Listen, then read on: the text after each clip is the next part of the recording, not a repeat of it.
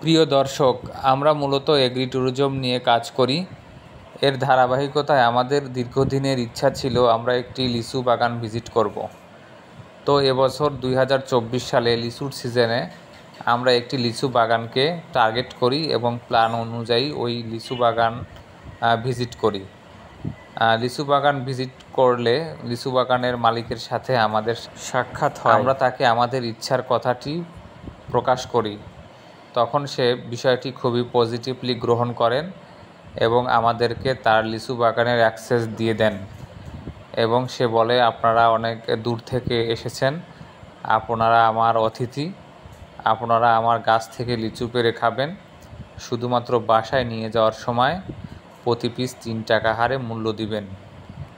এর ধারাবাহিকতায় আমরা সারাদিন এই বাগানে অবস্থান করি, লিচু গাছ থেকে লিচু সংগ্রহ করি, লিচু পাড়ি, লিচু বাধাই করি, লিচু শ্রমিকদের সাথে কাজ করি এবং সারাটা দিন আমাদের অনেক ভালো কাটে এবং আমরা অনেক এনজয় করি।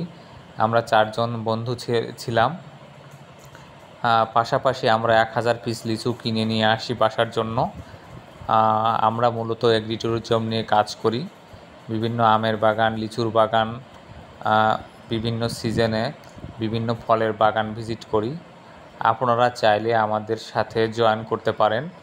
আশা করি আপনার ভালো লাগবে। ধন্যবাদ।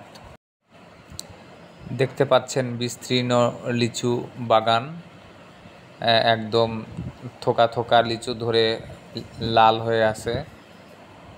আমি প্রথমেই দেখে নিচ্ছি যে কোন গাছ থেকে আমরা লিচু সংগ্রহ করব এবং কোন গাছের লিচুগুলো সবচেয়ে ভালো, পরিপুষ্ট এবং হারভেস্ট করার উপযুক্ত সময় হয়েছে, সেই বিষয়টি প্রথমেই আগে দেখে নেওয়া হচ্ছে।